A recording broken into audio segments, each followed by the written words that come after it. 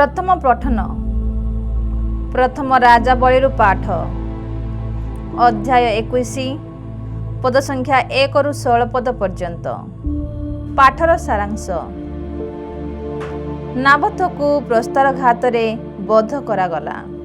वर्तमान पाठ आरंभ। सामारिया रे आहब राजत्व कला बेले जेजेरिएल नाबोथ नामक जने लोक थिले एवं एहांकर द्राक्षा क्षेत्रटीए थाए। ताहा राजांकर अट्टालिका निकटरे थाए। दिने आहाब नाबोथ को कहिले, मते तुमर द्राक्षा क्षेत्रटी देई दियो, मु ताहाकु साक सबुजी उद्यान करिबी, कारण ताहा मो उवास निकटरे अछि।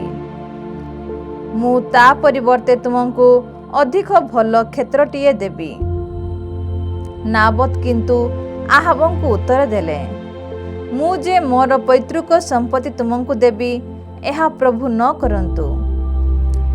नाबोथ मोर पैतृक संपत्ति तुमको देबी नाही कहिबारु आहाबंक मिजाज हजिगला। से विषर्ण होई घर को फेरिले एवं मुह माड़ी शय्यारे पड़ी रहिले। भोजन पान मना करी देले। तांको स्त्री तांको निकट को जाई पचारिले, काहेकि तुमे एते हताश हेउछ, एपरिकी खाद्य पेय मध्य त्याग करुअछ। आहाब उत्तर देले, मु नाबोथ सहित कथा भाषा करिबाकु जाइथिली। मु ताकु कहिली, मते तुमर द्राक्षा क्षेत्रटीए दियो, मु तुमको तार खरीद देई देबी, नचेत तुमर इच्छा हेले मु तुमको आउ गोटे द्राक्षा क्षेत्र देबी। से कहिला, मु कदापि मोर द्राक्षा क्षेत्र तुमको देबी नाही। तेबे तांको पत्नी जेजेबेल कहिले, तुम्हे इस्राएल राजा किंबा आउ किए? एथिपाई तुमर तो एते चिंता काहीकि? भोजन पान कर, खुशी हेबाकु चेष्टा कर, तुमको भलो लागिबो।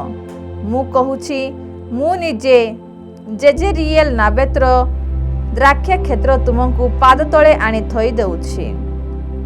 एहा परे रानी निजे आहाबंक नामरे चिठीटीए लेखिले एवं एहांकर मुद्रा ही तहिरे मारिले। परे से नाबोथस्थ प्राचीन व संभ्रांत मानक निकट को ताहा प्रेरण कले। सेथिरे से लेखिथिले, उपवास घोषणा कर एवं नाबोथंकु लोकंक आगरे सबुठारु उच्च स्थान रे बसाओ।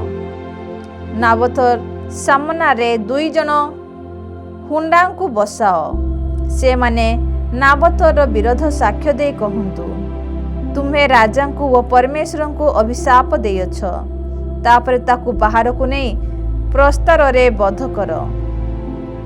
नाबोथ सहरवासी जेजेबेल लेखिथिबा प्रकारे कले। से माने उपवास घोषणा कले। नाबोथंकु लोकंक आगरे सबुठारु उच्च स्थान रे बसाइले। 2 जन हुंडांकु तार सामनारे स्थान देले। एही 2 जन नबात विरोध रे साक्ष्य देले। नाबोथ परमेश्वरंकु एवं राजांकु अभिशाप देइछि। तेबे से माने नाबोथ को बाहर को नहीं प्रस्तारघात कले एवं जेजेबेलंकु कहि पठाइले, नाबोथ प्रस्तारघात रे बध होइछि। नाबोथ प्रस्तारघात रे बध होइथिबा सुनी जेजेबेल आहाबंकु कहिले, उठ, जेउ द्राक्षा क्षेत्र तुम्हे खर्चर विनिमय रे सुधा नाबोथ ठारू जाउ नथिलो, ताहा जाई अधिकार कर, कारण से आउ जीवन रे नाही, तार मृत्यु हेलानी। नाबोथर मृत्यु खबर पाइबा मात्रे आहाब उठी नाबोथर द्राक्षा क्षेत्र अधिकार कले। एहा ईश्वरंक वाक्य। परमेश्वरंकु धन्यवाद। साधु माथ्यूंक लिखित सुसमाचार पाठ अध्याय 5 पद संख्या 38 रु 42। एहा कुहा जाइथिबा तुमे सुनिअछ, आखि बदल रे आखि और दांत बदल रे दांत। किंतु मु तुम्भमानंकु कहे, दुष्ट लोकर प्रतिरोध कर नाही, बरं जे केही तुमर डाहाण गाल रे चापुड़ा मारे ताकू अन्य गालटी को देखाई दियो। आउ केही जदि तुम विरुद्ध रे अदालत रे अभियोग करी तुमर जामा नहीं जाए, ତେବେ ତାଙ୍କୁ ତୁମର ଚାଦରଟିକୁ ମଧ୍ୟ ଦେଇଦିଅ। କେହି ଯଦି ତୁମକୁ 1 ମାଇଲ ଯିବାକୁ ବାଧ୍ୟ କରେ, ତେବେ ତା ସହ 2 ମାଇଲ ଚାଲିଯାଅ। ଯଦି କେହି ତୁମକୁ କିଛି ମାଗେ, ତାକୁ ତାହା ଦିଅ, ଏବଂ ଯେ କେହି ତୁମଠାରୁ ଧାର ନେବାକୁ ଇଚ୍ଛା କରେ, ତାକୁ ମନା କର ନାହିଁ। ପ୍ରଭୁଙ୍କର ପୁଣ୍ୟ ସୁସମାଚାର। ହେ ପ୍ରଭୁ ଯୀଶୁ ଖ୍ରୀଷ୍ଟ, ତୁମର ପ୍ରଶଂସା।